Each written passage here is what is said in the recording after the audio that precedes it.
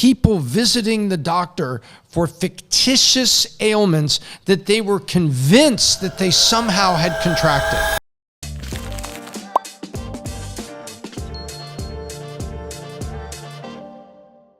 All right, y'all. Kevin Estopanol back with another episode of the Kevin Estopanol Show. And we got a good friend of mine, the biz doc himself, Tom Ellsworth. Tom, how you doing, my friend? I'm doing great. Love your show, and I'm glad we're finally doing this. We were trying to find dates and everything. It's so busy, so much going on. Holidays are behind us, and we're full speed already, and it's only, a week into the year. Week into 2024, and Tom, what I'm thinking about is, guys, again, this is not an ad for Manek. I'm not sponsored by Manek, but without Manek, none of this would be possible. And, being an entrepreneur, Tom, and being somebody new in content creation, Manek, and I don't know about you, Tom, I think I got a fantastic deal. So thank you again, man, for not just having that company, but for this opportunity. It's not about Manek. It's about the people that Manek helps. The vision for Manek actually came from Patrick, and we all riffed on it, and it became what it is today. But the original vision and everything that was there was Pat, got referred to a lawyer, a special lawyer, and had to talk about a couple topics for a business he had at the time. And he talked to him like 7-8 minutes, and the guy came back and charged him for a half hour or something. And Pat's like, wait a minute, why am I being charged for a half hour and I talked to you a few minutes? Well, everything rounds up. And he's like, no. He said, why don't you just charge me by the minute, but name your price? Well, that's not the way it works here. And Pat's like, it really should. And that kind of sat with him. And he was talking to me, and he says, Tom, there really needs to be a way that we could get all these people that need information or need quick answers together with the experts and people who are out there willing to give that information. And it just seems like it's not there for the common man. And when people go out to LinkedIn, how many times, look, I've looked for people on LinkedIn. Oh, I found this guy. Let me contact him on LinkedIn. I never get an answer. You're paying a subscription to LinkedIn. I send him a note. It says, hey, you don't know me, but I've sold a bunch of companies, a bunch of things. I'd like to talk to you about one thing. And I'm looking for an expert because I got a business plan in front of me and I want to talk to an expert in that space. And the business plan mentioned the guy, and I get no response on LinkedIn. And so I'm like, that's shocking. I said, but what if we put it together where an expert's time is fairly valued, and when you reach out to somebody, they're going to get back to you. We've got in excess of a 98% response rate on Manek for people getting an answer back. Why? Because people put them out there, they list it, something I understand, it's a straight question, and away we go. And then we thought, well, what if we want to put things together with folks that are, like you, that are running podcasts? What if we connected people that didn't just have a question, they said, could I have you for an hour, and we do a podcast? And so that's where all this was born. This is not about us at all. This is about, we have connected information to people who want it. It's the same thing that Pat does at Valuetainment with all of our content. We're putting information out there, connecting it to people that want it. We do the Vault Conference, information for entrepreneurs, connecting it with people who want to buy a ticket because they want the information. It's the same theme, man. Yeah, no, it's a crazy concept, and it's almost like, this level of, on one level it's innovative, right? And on the other level, it was kind of, that lawyer was probably like, I love that ideology of the lawyer was like, that's not how stuff's done. It's not how we do it. Yeah. That's not how we do it. We don't do it that way here, man. You don't understand. I don't understand. No, you're living in this consistent past. We disrupt things all the time. And yeah, so I love innovation. I love challenge that status quo, always pushing that boundary. And then I was listening to an old podcast from you, and please elaborate further on this. You talked about that you were in the cell phone industry, and that you actually came up with the unlimited plan, where before, you had to pay per minute for cell phones, or 3 minutes after 9, something like that. So was that a similar situation as Manek? Something that was, the cell phone companies must have hated that, right?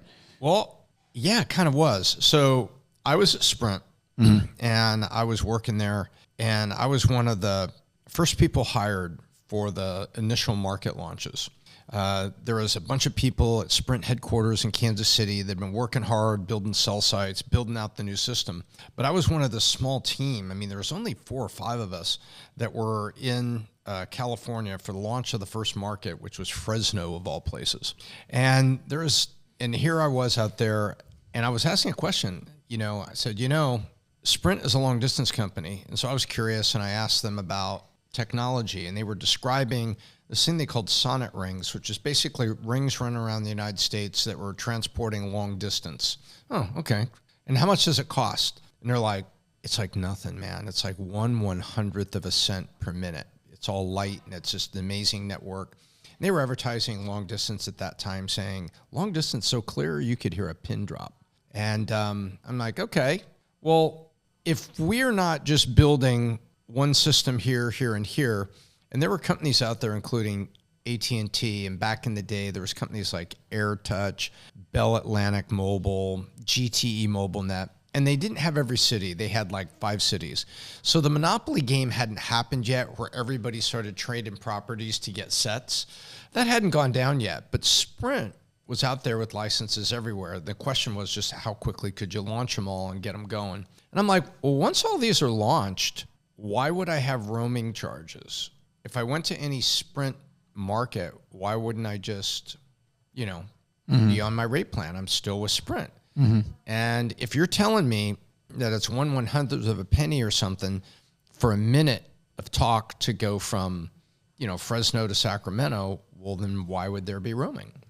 And then I asked the next question. I said, and aren't we a long distance network in the first place that's not trying to build this mobile network? And they're like, yeah. And there was a couple products that had come up in there. And I said, well, can I put them all together? And we called it Anytime, Anyplace, Anywhere. That was the first iteration of it launching out there in California. And it was, hey, call any time of day and night, no peak off peak rates, one rate. And call from anywhere that Sprint has coverage, no roaming. If you're in Sprint coverage, you're home. You don't have a home network and a way network. And lastly, call anywhere because you got Sprint long distance. And we built all that in. I had, there's a group of executives that I convinced to do it, and then they were supporters. And some of them were, one of them was my boss out there who's gone now, God rest his soul, really good guy. And then there was a region guy that was out there, also a good guy. And then a couple at headquarters. But I had to sell everybody. But I took that concept, I sold some people, I got some executives to support me, and boom. When we rolled it out there, the usage was incredible. The take was incredible. And it became the Sprint free and clear plan, and the marketing people used this crystal map of the United States as the symbol of it. And that was something that I talked to the marketing guy about. And I said, why doesn't just make this clear crystal United States? And they came up with free and clear. You are clear to use it anywhere, and you're free of all these other obstructions. And so, yeah, there was the origin of mobile was so complex for people, but here we made it simple. And really, a lot of that same kind of thinking is in Minect. And that came out of Patrick Spark, who said, this is what I want to do, is where I want to go with it. And it's great to partner with him on yet another ride. Yeah, and it's wild to me that not that long ago, like in my lifetime, you had to, what was it, like after 9, you got free minutes or something, like, kind of like, living through the internet and 56K internet and a transition to, DSL cable and then, fiber optic. It's just crazy. Yeah, remember those modems? Dude. And you couldn't even imagine, what we have now. You'd be on the internet, my mom would pick up the phone and kick you off. But technology, man, it just moves fast, and it doesn't wait for anybody with adoption. Whether it's the internet, cell phones, and now a new thing would be cryptocurrency, and what perfect time and time. I do a lot of Bitcoin and crypto content, and what of all craziness, I'm here today. Been a wild 48 hours. Crazy 48 hours. And I tell people that's new to crypto, like, this is crypto, So the Bitcoin spot ETF, a lot of people said that it would never be approved. It would be denied. I've stated on my channel many times that, BlackRock's not filing for an ETF and it's not going to be approved. So then it comes out, the ETF is approved. But did you see what happened? The SEC, X or Twitter? Absolutely. It was funny. Break that down for us. It's funny. Break that down. How many celebrities and athletes have we seen, and maybe even some of us have done it, right? Where at 11 o'clock you're bombed, or you're partying, or, you decide to send something because you're angry. Maybe you're stone cold sober, but you were angry, and you put a tweet out. And all your friends are going, hey, bud, maybe you want to pull that tweet back, man. Were you like upset or drunk or something? And you have celebrities that were drunk and partying. You have celebrities that were using God knows what, ecstasy or whatever in there. And then, or you just have yourself was just like, oh, yeah, I was really angry when I sent that. Well, it's getting picked up kind of the wrong way. So you want to go delete it. Well, how many celebrities have said, my account was hacked? Really? Your account was hacked. So did you call Twitter or did you put in a report or something? No, it's better now. Oh, it's better now. It's like 9 a.m. on Sunday morning with a cup of coffee. Suddenly your Twitter's back and it's better. Baloney. We all know what happened. You know, it wasn't hacked. We've seen all those stories, haven't you?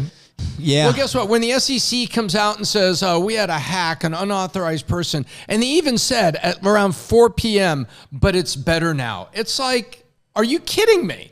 Are you seriously thinking that the world is going to believe what you just said? How many celebrities have we seen do this same thing? But the SEC took a page right out of Celebrity about, my account was hacked. But everything's cool, it's deleted, and it's better now. You are so full of crap. The SEC knew they were going to approve it, and that just their announcement tweet came out too early. That's what happened. And then it moved Bitcoin, 2,500 points or something, 43.5 to 46, whatever happened. But getting to the crux of it, I want to talk about the crux of it. Yeah, of course. So a lot of people were asking me, BizDoc, what do you think? Do you think this legitimizes Bitcoin? Well, there was a quote. And let me see if I can find it. There was a quote from the head of the SEC. And let's see if we can read his quote about it. The ETF's approved, but they don't condone Bitcoin, exactly. something like that. Yeah. Exactly. It's approved, but we don't quote. That's like a pimp saying, I'm happy to make money off of prostitution, but I'm not in favor of prostitution. Just make sure you understand that I am not supportive of prostitution, but I'm going to make money on it. And it's like, okay, all right. It reminds you of the old thing where, you get in trouble and you're talking to your dad. You're trying to explain it. And your dad says, okay, great. Then your dad looks at you and say, well, before we go in the house, I got one more question. What's that? Do you think your mom will buy it? It's the same. And it's your dad's way of saying, would you like to change your BS story? Because he knew it's BS too. And so where they are. So they are allowing, so what are they allowing? They are allowing Bitcoin as a commodity to be placed inside an ETF that's traded. I think that is the basic, you're in this space. That's how I read it, very simply. We do not support Bitcoin generally, but we will let Bitcoin and only Bitcoin, none of the other ones, be traded inside of an ETF. You can place it in an ETF with a basket of assets and trade that ETF. I think that's all they're really saying. But regulation and Elizabeth Warren can't be far around the corner. You think Elizabeth Warren got any sleep last night? No, I think she's up there. What on earth is going on? When I was with the Cherokee Nation in Oklahoma. Pocahontas, you think she was mad? She's just an enemy of the state on all this financial stuff. I agree. I hate to say that. She's a U.S. senator. She's elected by the people of Massachusetts. But she really seems to be, why are you going after commissions that salespeople are rightfully making that have been in place forever? If this was timeshares and America was buying timeshares, salesman makes money, and then Americans were totally ripped off and never were able to sell their timeshares and they were completely screwed to the wall. Okay, let's get some regulation in here and let's see if we can fix this and not have people taken advantage of. But the last time I checked, people buy a life insurance policy and there's a very good commission for that salesperson. Licensed by the state, I have a license to sell it, and you have to have a special securities license if the life insurance policy has any variable products in it to make it grow. And so you have all this stuff going on, and she wants to come in and say, I think the salesperson is maybe making more than they should. And it's like, fucking minute. It's a life insurance policies these people could afford. It built cash value, and then it was there when the person passed away to provide that asset base to the next generation or to whomever. So in other words, it worked. They weren't ripped off. They got what they paid for, and they got the return they wanted. And life insurance has to build illustrations about where it's going to go in the future. And there you have it. And yet she wants to descend on this and start talking about what commissions people can make. That's bad regulation. Good regulation is like after 2008, when the market crashed on real estate, is wait a fucking minute. You know, Americans are not going to be screwed by mortgage brokers putting them in products that were negative amortization and things that the average, maybe a basic person, didn't understand. And all they knew is that they were going to get their house. And that's bad. And so that's a good thing when you have... You're talking about subprime mortgages? Oh, subprime mortgages, Nina, no income, no assets, you know. Mortgage brokers loved it though, right? Right. But that's an example of those mortgage broker salespeople. Part of them were good. I know mortgage brokers. I know a guy, First Rate Financial, that's out in Westlake, California, a great guy, been a friend of mine for a long time, named John Cofield. He never dabbled in that. And he was like, either it's a good mortgage today and maybe they refinance in the future, or they buy another house and I help them, or they sell this house, or they buy another house as a rental property. They keep this one.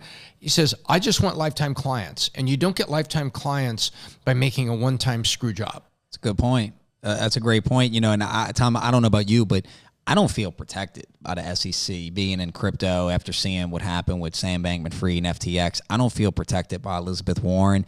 And to elaborate on what you said, Elizabeth Warren actually said that... He walked the halls of Senate and was making campaign donations. He gave more to the Biden campaign, my understanding is, directly and indirectly, than any other person.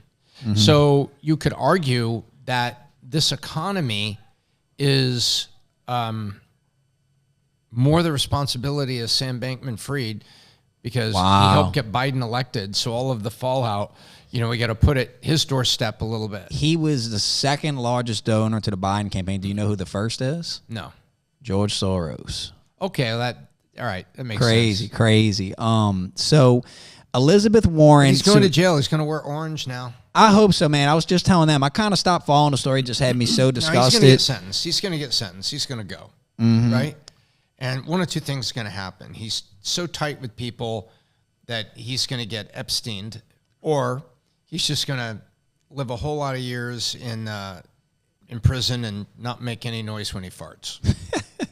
You know, going back to the Bitcoin ETF, a lot of people in crypto is not really too happy with the Bitcoin ETF because, you know, they like the idea of decentralization. They like the idea of money that's free from the state. They don't like Wall Street coming into the party because they look at they're going to ruin it.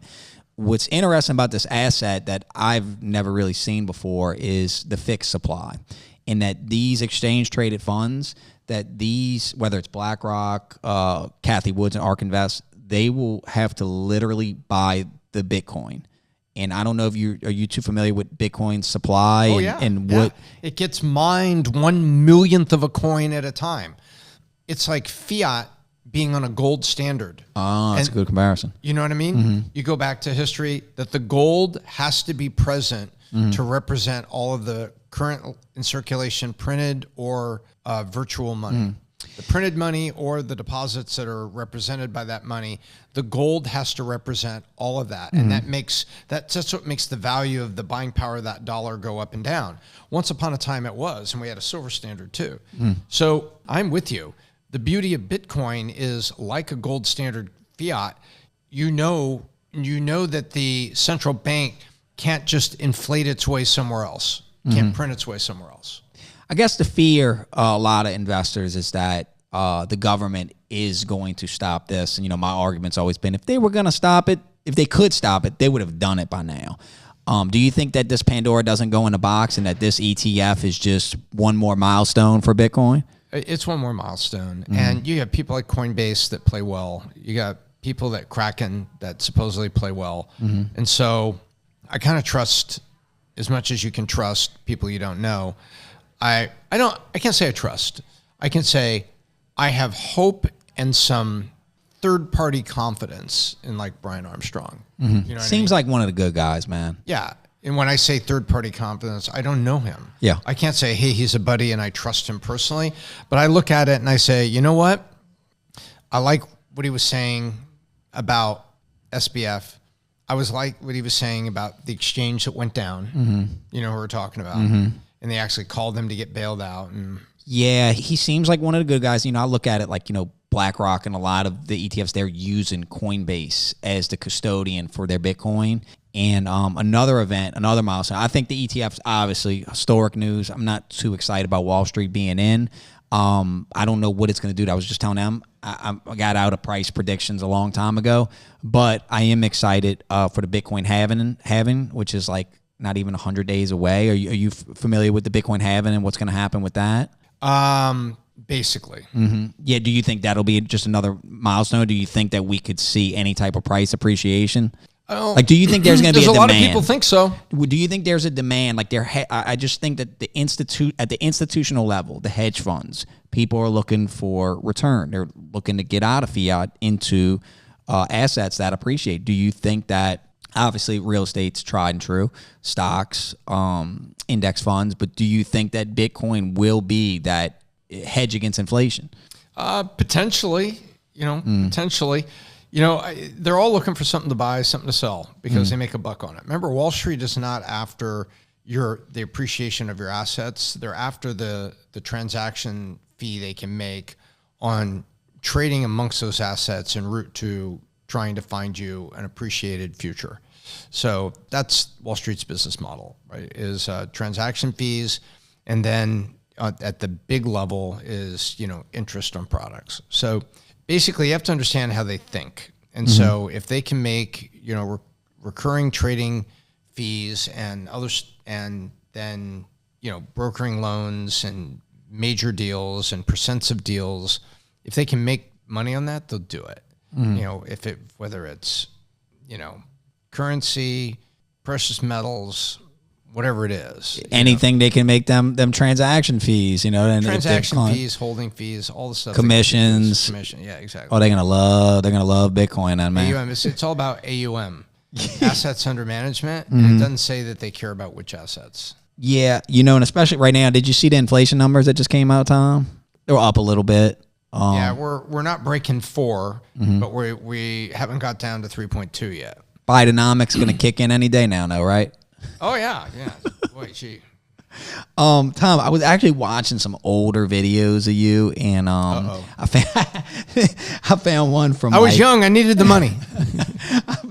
I found one from like 10 years ago where Pat was actually asking you, like, what companies would you invest in right now for the next 10 years? So like a long-term outlook. I remember that. Yeah, and was I wearing a Ferrari shirt? I think you were. Yeah. And you said Uber, because I guess the self-driving cars is gonna, really take off. You said Google, and that led to Uber Eats.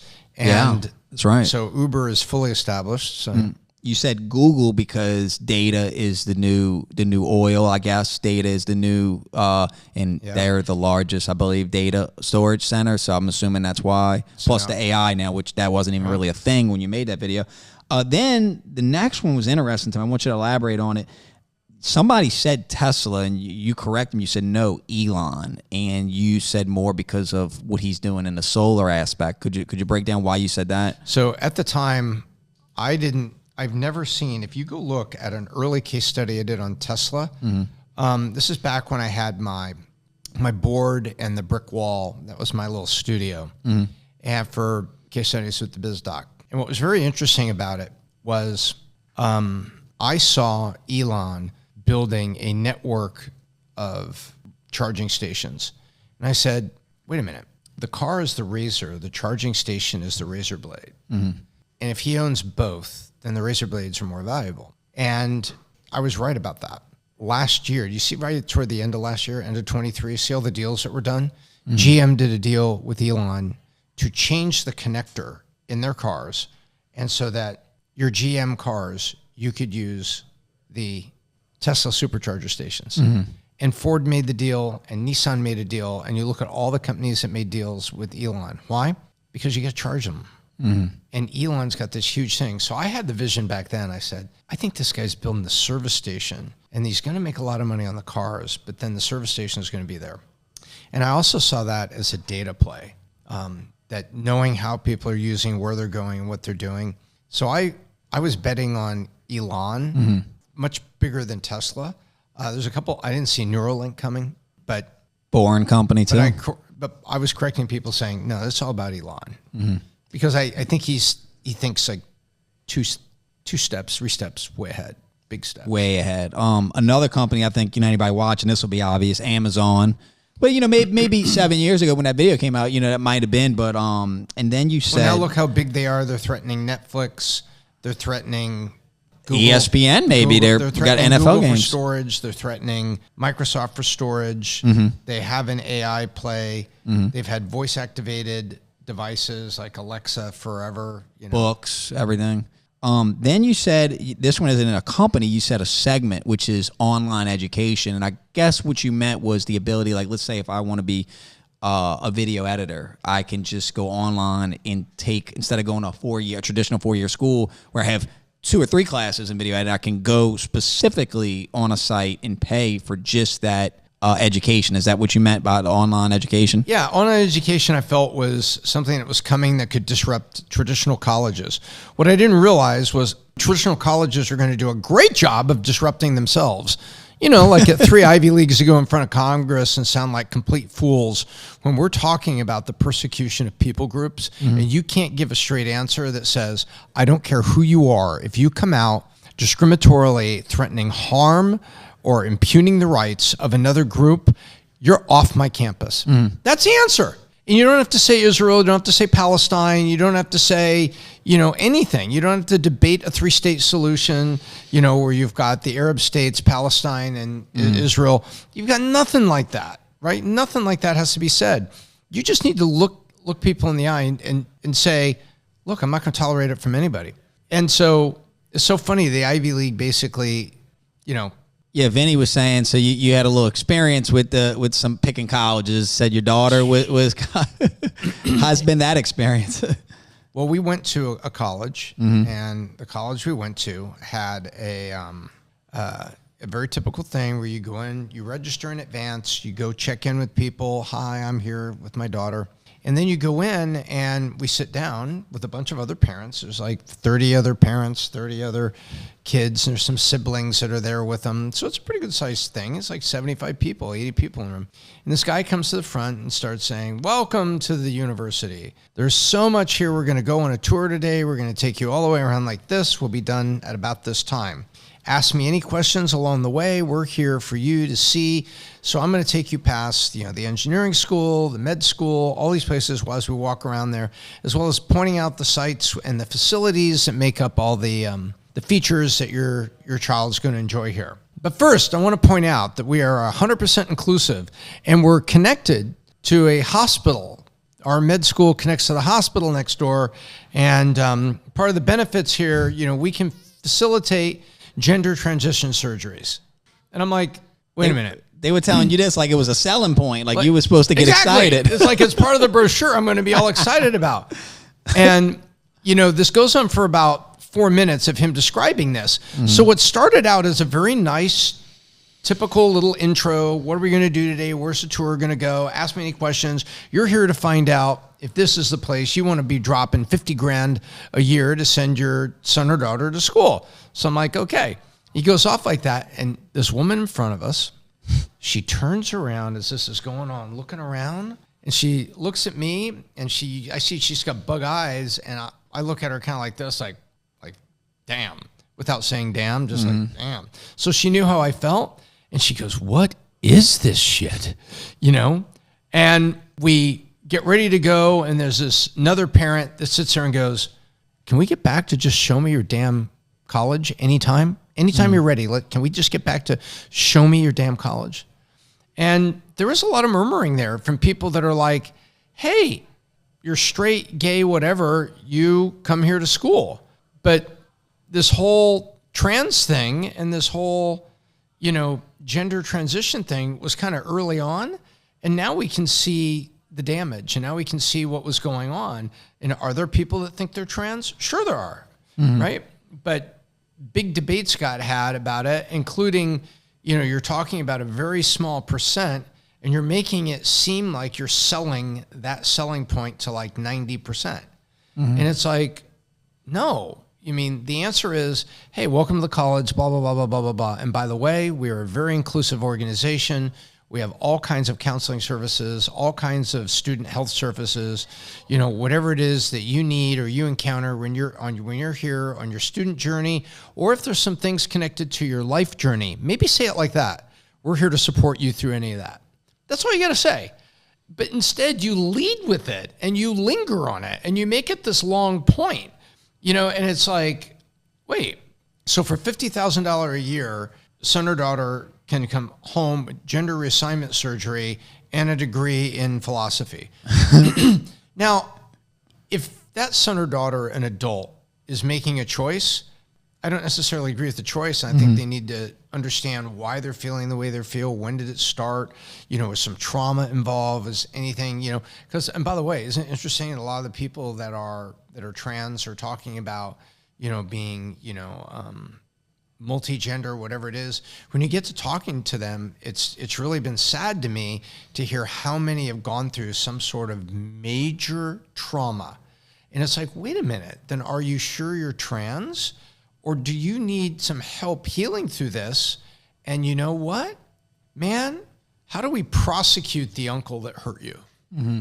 You know what I mean? Mm-hmm. Because if you ended up in this place because of psychological trauma and other things like that, my gosh, let's do something. Let's see if we can help you. But for the university just to go like that, to me, it just seemed like, oh man, this is just pure woke.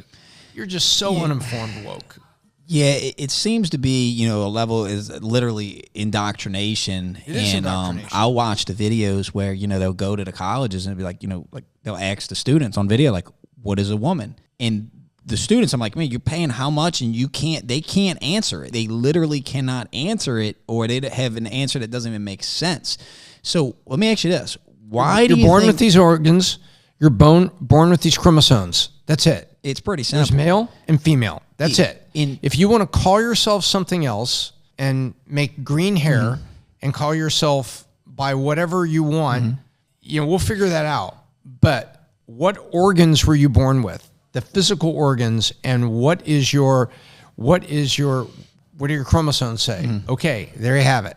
That's male and female. And all the rest of this stuff is a lot of, personal identity, trauma, self-identification.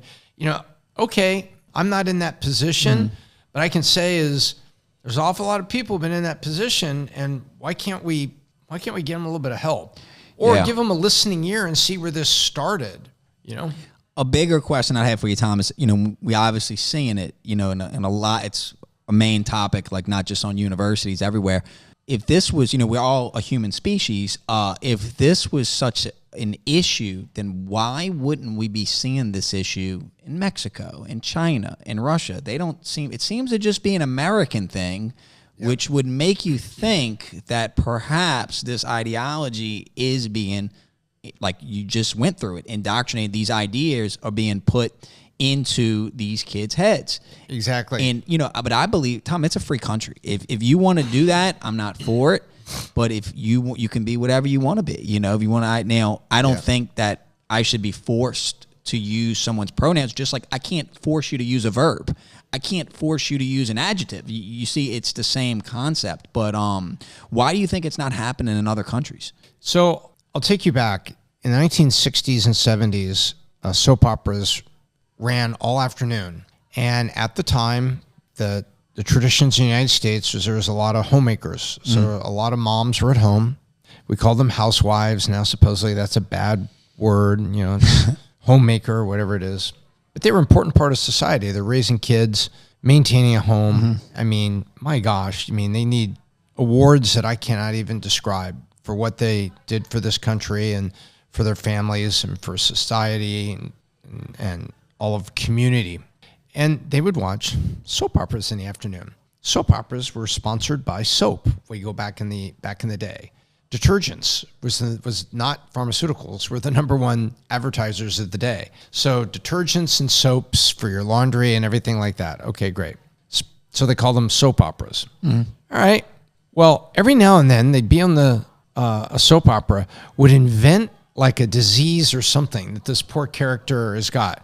We went on a missions trip to the jungles of Zimbabwe, and we've come back, and he's suffering with, green fly fever, and it's got these symptoms.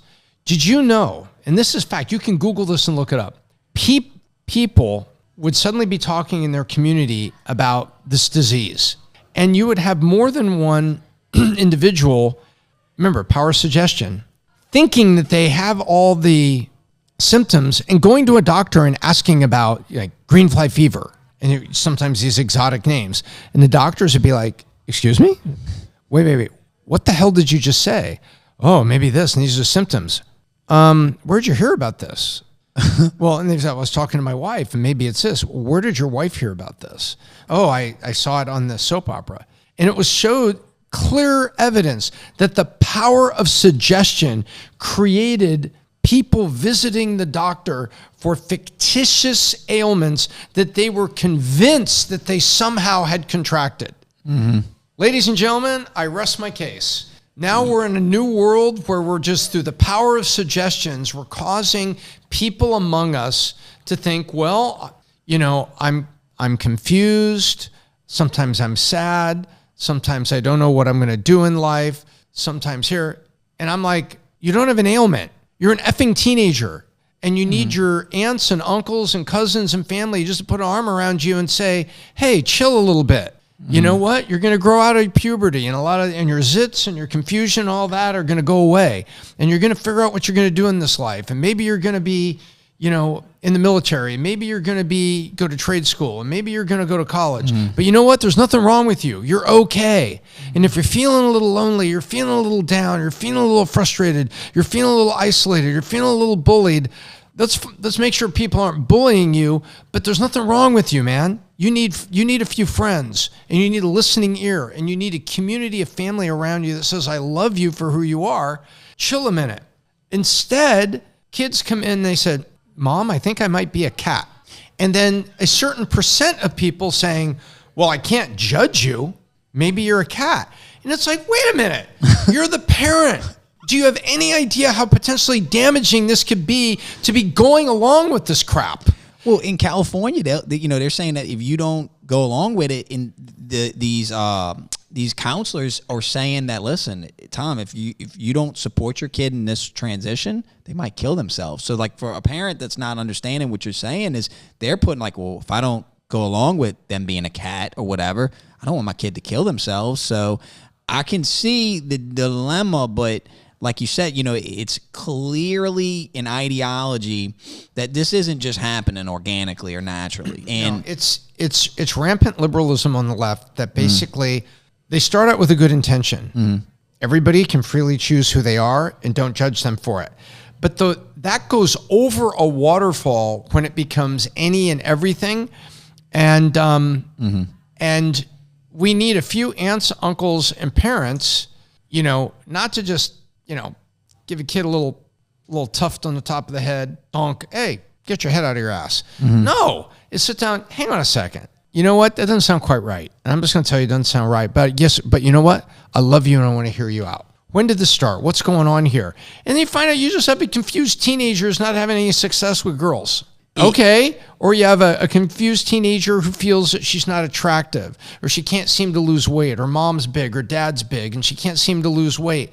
These are not people that need someone to say, well, then maybe you are a cat.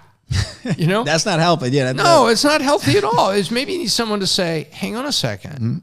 So it's this wanting to be a part of something. And I think, like you said, people that have trauma or a broken family structure, and like this gives them, this is where I belong. I'm accepted here that I'm a cat. It also gives other people that feel that way power. Exactly. Because they think, I'm going to help people identify as dipshits. And you know what? I'm going to be their king.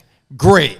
You know what? I agree with you. You are king of the dipshits. You've managed to put yourself in this position. You've managed to put yourself into a situation here where you are enabling people to be more hurt. And that's the part that drives me nuts. It's not right or wrong or the woke culture itself. They are enabling people to be hurt for a longer period of time or to be struggling for a longer period of time. Because there are studies and there's people that are interviewing kids. It says, okay, so when the school said, okay, you could identify as a boy, and instead of Renee, you're gonna go change your name to Roger. Okay, great, fine. All right, now that everybody has said yes and they've done all this, and you're taking hormone blockers and you haven't had any surgery yet because you can't afford it, but you're doing that and you're dressing like Roger. Are you happy now? Are you content? Do you feel accepted? Do you feel welcomed? Do you feel less isolated? And guess what the answer is? No. No.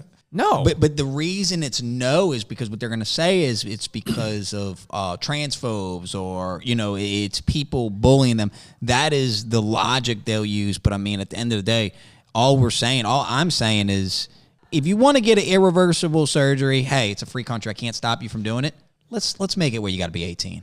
And if you still feel that way after 18, then go ahead and do it. Then go ahead and do it. There's common sense stuff you could put in here that's, But Tom, if I want to, let's say, if I wanted to take my family crest and turn it into a brand and brand all my children on their butt, a branding iron, you would tell me I can't do that because it's cruel.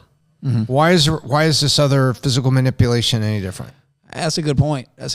Or if you were gonna, cut a limb off for whatever reason, it would be the same thing, But Tom, we got a little off topic because I want to get these businesses from you.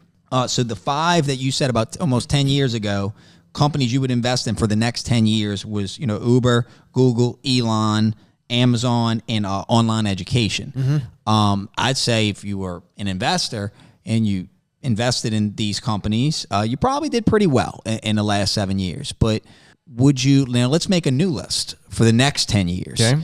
And feel free to use any of the same ones or to sub any out. Elon stays on for obvious reasons. Even with all the attacks, even with, what are they saying now? He's racist now, or what are they saying about him? Look at the features that are coming in X.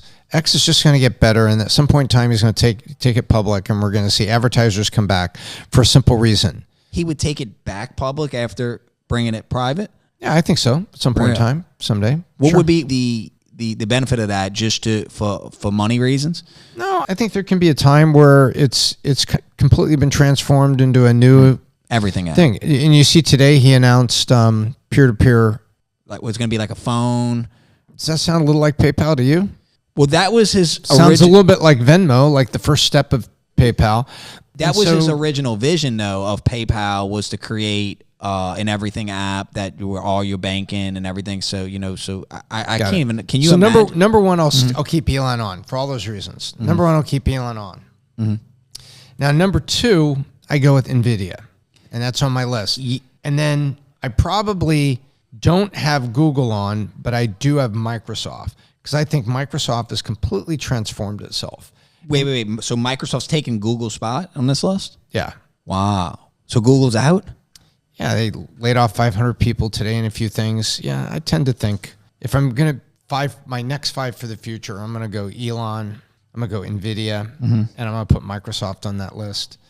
And then what's really interesting is like 2 more. Well, I think Uber has proven, what it's was going to do, Uber Eats and freight and a few other things.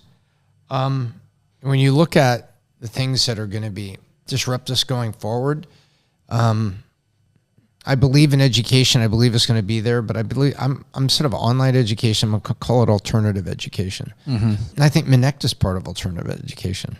I agree. You're saying in lieu of like a 4-year degree, you think that these different, student loan debt is out of control. Or you look at what Chip Posek has done at 2U and what Coursera has done, and giving people the ability to be programmers. So I'm going to call it, instead of online education, I'm going to call it alternative education. And look at it now. My daughter had all the credentials and background to get into Wharton, but she didn't even apply. And it wasn't just what we saw, because her early decision came back and she got into a top school. Not one of the 8 Ivy Leagues. She didn't even apply, but she got into a top 13 school. So I think we can figure out what well, congrats on that, by the way. Yep. We know the list. There's Stanford, Duke, University of Chicago, Northwestern, Rice, Harvard. Oh, well, the Harvard's one of the Ivy Leagues. And then, so you have 8 Ivy Leagues. Then you have 2 tech schools, MIT and Caltech. Then you have the big med school, Johns Hopkins. So now we're up to 11. 8 Ivies and those 3 is 11. And then you have got, the Ivy Plus, I guess they call it. Duke, Northwestern, University of Chicago, Stanford, and Rice. So you can kind of figure out there's your top 15, And so she got into one of those, but it wasn't an Ivy. But the early decision all came out on December 15th. You put your all your packets in, and you get your answer early. So I know families that pulled back application packages from Ivy Leagues. And by the way, a ton of schools are woke. A ton of schools. I believe it. And I know people that are talking about pulling back and going to smaller schools. Smaller isolated schools where they can control, where a smaller campus, it's not as woke. And so I think alternative education, I'll call it, with all these things we're talking about, is going to be very, very significant. Yeah, it's crazy. I'll go alternative education as a category, and then what 5 did I give you? So Microsoft, NVIDIA, Elon, alternative education, and I think Amazon. We left off Amazon. Is Amazon? Are they staying or are they going? Oh yeah, Amazon's staying. Amazon would be the 5th one. They're continuing to innovate. They're continuing to deliver. So I would leave them on there. But it's like Google. I've got Microsoft and NVIDIA on the tech side ahead of Google, and I think that's how I see it. If I'm looking at large caps and things that are looking forward, I think that's what's going on. I think security's got to be in there somewhere. So now the big areas that I think are going to be increasingly important is security, personal data security. Oh, yeah. In a world of deep fakes and cyber attacks from foreign governments and things like that. You could have the most secure thing at home, your PC and your phones, everything's super secure. And then your bank's got a treasure trove of information, and then the Chinese break Citibank and steal all the information. You're screwed. It's got nothing to do with you. It's got everything to do with the security layers that Citibank put there. I love the 5 companies. I think this video will age very well. If I told you within the last week I made a very large investment into one of those 5, which one would you guess I went in? Well, if you like crypto, then you also believe in AI. If you believe in blockchain, you probably also believe in AI, analyzing all that kind of stuff. So I would probably say it's NVIDIA. You got it. But that's not why, Tom. That's not why. But all that's true. Nancy Pelosi, I don't know if you saw, she made a huge buy, like $5 million worth of NVIDIA stock. So I said, man, if it's good enough for Nancy, it's good enough for my portfolio.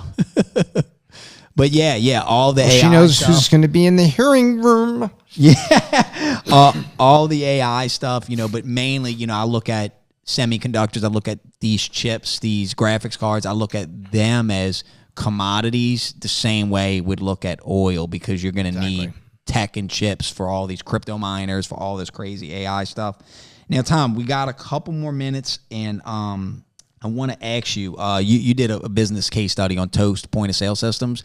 They are a direct competitor to mine. I'm an independent agent. I sell point of sale systems, and Toast has come in and really taken over a good chunk of the market share. What would, as the biz doc, what would be, knowing what you know about Toast, what would your value proposition be if you were my company, and what if you were my strategist, if you were strategizing with me, how can I attack this market share? How can I? Well, Toast made it easy for the small guy, right? You didn't have to make a big investment in POS. So number one. Number two, they melded together all the stuff that back when they called it Square, and Jack Dorsey was building. So they put all that together along with the menuing system and whatnot. So I don't know how you compete with Toast other than to continue to reduce friction in the transaction for the merchant. And I think it's that easy. And I think that what's interesting to me is I've always wondered, why didn't OpenTable have a link to the menuing system so that when I go into a restaurant, sometimes they say, well, I don't see you here. And you open up your phone to open table and you say, there it is right there. Mm-hmm. It's rare, but every now and then I show them my phone. Oh, look, here it is. And they're like, oh, okay, that's what's going on. So I would say reduce more friction. Mm-hmm. And so if Open Table had a menuing app that was in there, so when you went into the restaurant, you didn't have to take a QR code. You already had it on your phone and you could order right there. All of it gets confirmed. And then, it talks to the retail commerce system. That is the future. Those type of says that is where it's going. So I would keep reducing friction. Mm-hmm. Yeah, we have some competitive advantages over them, but it's tough, because they're a good product. They're a great product, And when you got to sit down with a business owner and tell them that, say, listen, they're expensive, but it's a good product, So it's kind of hard to compete, but there is obviously competitive advantages.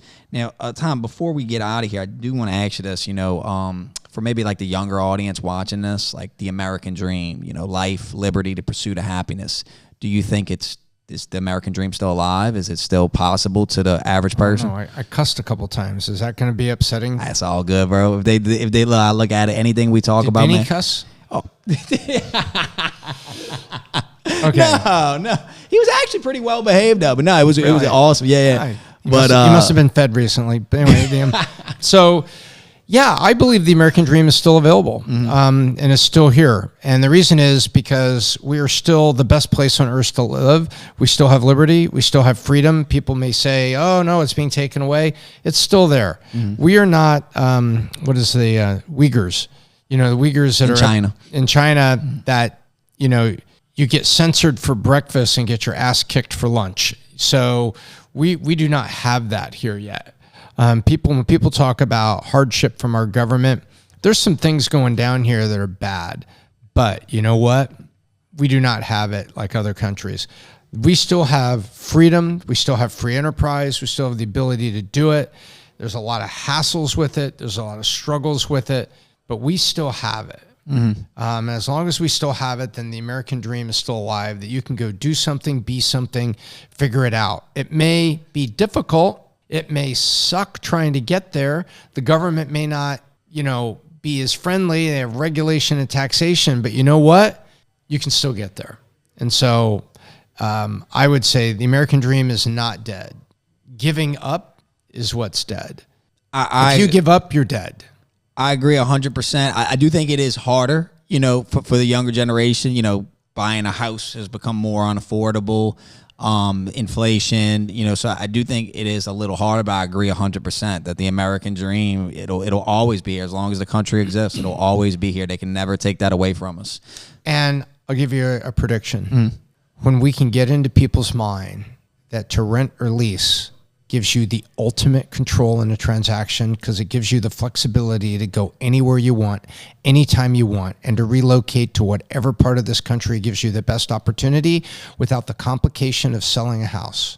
When we can explain to people that that's it, that the American dream of owning a house that you pay 6% interest on and property taxes, now think about where the value of the house has to go every year to pay that back. And now compare that to leasing a great place. Yeah, it's and guess what? It is the ultimate in control. It's the ultimate in freedom. It's the ultimate option because rents are still less than owning a house. It is more affordable right now to rent than to own a home. Yeah, and they kind of want us to become a nation of renters. I own some real estate, and I do wonder. I'm like, should I just sell all of this because I just see the direction it's going while I'm in profit? But it's just going to depends. If you've got an old mortgage, if you've got a mortgage that's more than 3 years old and it's under 5%, all of them, yeah. Then I got 5 of them under that, yeah. Keep them. That's kind of I'm in a good area. Rent them out. It could be a win-win. You get to keep the property. People have got a great place to rent and go. But I don't want people to think, man, I just rent. You don't just rent. You've got more flexibility, more options, and more life in front of you where you're not tied to a house. Wait till there's a hailstorm in Dallas and you have to come up with $5,000 deductible, even though the The home insurance company pays the rest. Then go down to South Florida and find out what an air conditioner costs every 10 years when it goes out, and you're talking 8-9 grand for a unit, or more. Tell me about that. Tell me about all the sprinklers you take time on a Saturday repairing, or putting in. And you think about all this stuff and think, man, if you rent or lease someplace, it's somebody else's problem. And as long as you're in a place that gives you enough space in a safe neighborhood and access to all the things for your family, guess what? You're in charge. You're in charge. He who owns the home, if you can own it cheap enough, you're the landlord and you rent it. Anybody else is handcuffed to the home and they don't realize it. Great answer, Tom. And Tom, man, where can my audience find you at, man? If we want to find the Biz Doc, you're on Twitter, you're on X. Oh, yeah. You can find me. I'm at Tom Ellsworth on Twitter or X. You can find me on Minect. Find me on LinkedIn. I always say yes to people that want to connect. And that's it. I don't really, I'm on Insta, Ellsworth.Thomas on Insta. Valuetainment, of course. And find me here at Valuetainment, Tuesdays and Thursdays on the PBD podcast, and more often. We're doing more times a week, more and more. Love it. Love everything you do, Tom. Appreciate you sitting down with me, my friend. Man, y'all, please be sure I'll give all the links to Tom's in the description of this video.